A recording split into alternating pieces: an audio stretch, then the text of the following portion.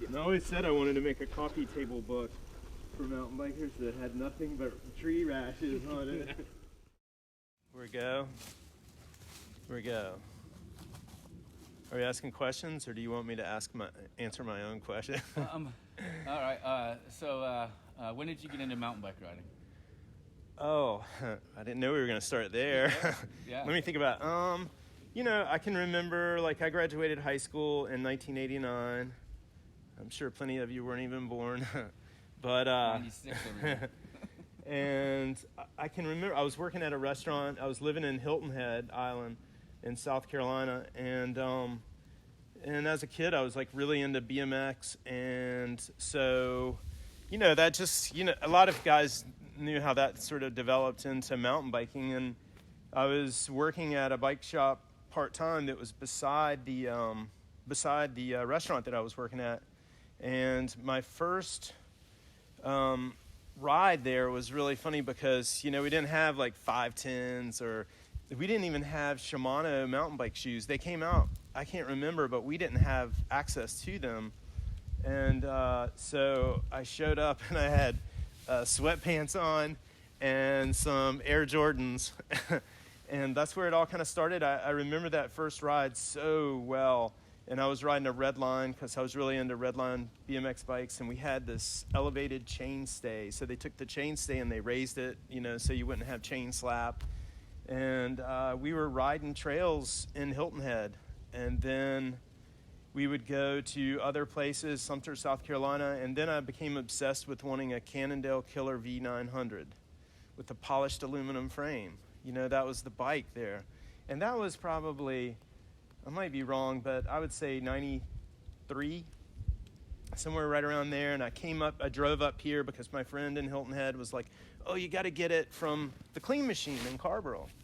And I drove up here. I remember going for a ride with Clay on a GT Zascar with one spin wheel on the back. You remember this guy. And we would go out to the high school and ride the double track because that's all we really had. We went out there, went for a ride, and I think I may have moved back the next day. It was that moving, because I really did want to ride. And that was just after the Worlds in Vail, Colorado. I remember we went out there, drove out there with this guy named Jim, and that was when I was ultimately like really hooked. And so that's why you moved to this area, is because of the access to the trails. Well, access to trails. Yeah, I was just naturally born with looking in the woods like, man, we could make a trail. And so we were out at the high school, and I was riding with Logan Carter, and I said, give me a minute, I'm going to go look over here, and it's that curve in Sewell School Road. And we came out the very next morning with a chainsaw. He had a blade on a weed eater, and we started making trails out there. And because when I moved up here, they wanted me to work at the Clean Machine. They immediately offered me a job, Logan and Scott, and but they couldn't start me until April or something, And so I spent that first 3 months living here and building trails. And I had saved up a little bit of money, but I spent it and luckily went to work for the bike shop. And then and we were riding those trails, and within a couple weeks, I met a guy named Matt Lee. And it was freaking on, He was building trails out there at Terrell's Mountain, and they were so freaking good. What do you think is the best it's just trail? It's like you just go into this zone, nothing else matters. And that's really why I like doing it by myself, and flagging it out in short sections. You're just sort of, you can see the line, and most people don't see that line unless you're able to ride that line. You don't know what you're actually looking for. But when people ride it, they're like, oh, wow.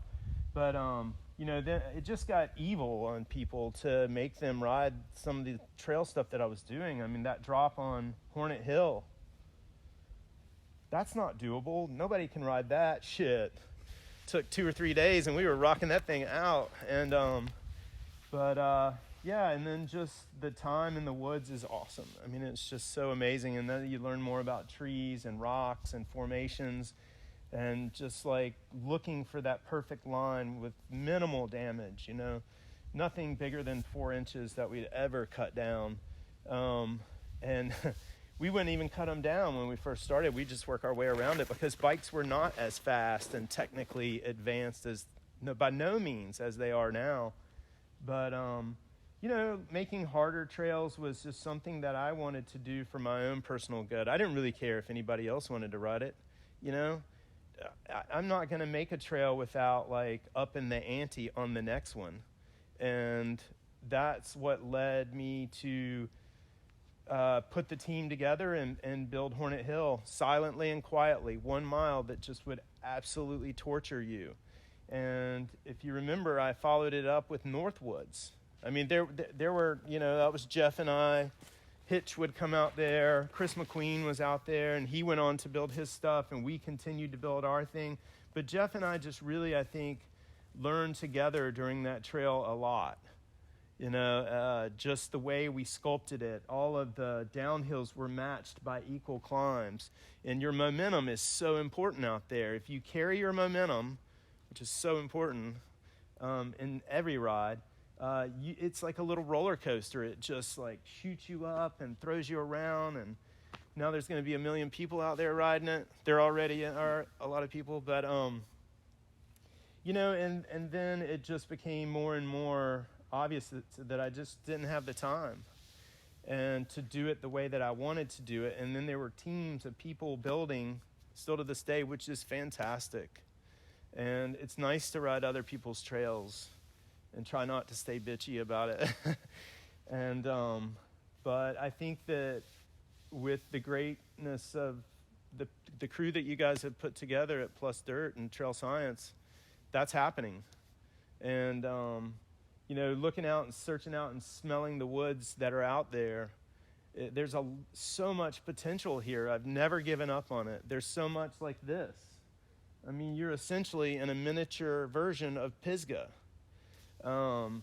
And people can say what they want to say about it, but I ride that too. And I can tell you this and out in northern Chatham is now, you know, pretty damn good. But Northwoods was a way for me to show people that I don't always want to crush you. I don't always want to kill you like Kill Bill. Kill Bill is your favorite trail that you built? Oh, no doubt about it. No doubt about it. Nothing will ever be as good as that trail was. You know, it's just devastating to see that thing get torn down like that and developed. It was really sad, that beautiful waterfall, you know. It was nothing better. It was 1 mile. And you know, local riders, I believe even Rob Nody said to me, there's no way that you can ride that stuff. But you know what? We did it. And it was sick.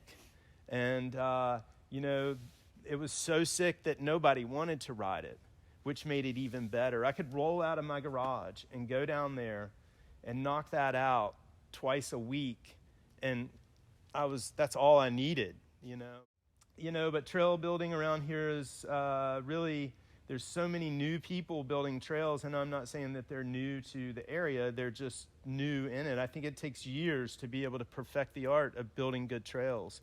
It's not easy. It keeps you up at night, you know, and then you got to listen to all the people bitching about it, you know, but then it's funny because they bitch about it at first, but then they're like, oh, it's so much fun. This is like pretty awesome. Or you just don't hear from them anymore, you know. But I like to encourage the guys that ride with me to, you know, let's up that ante. Let's get back to where we were.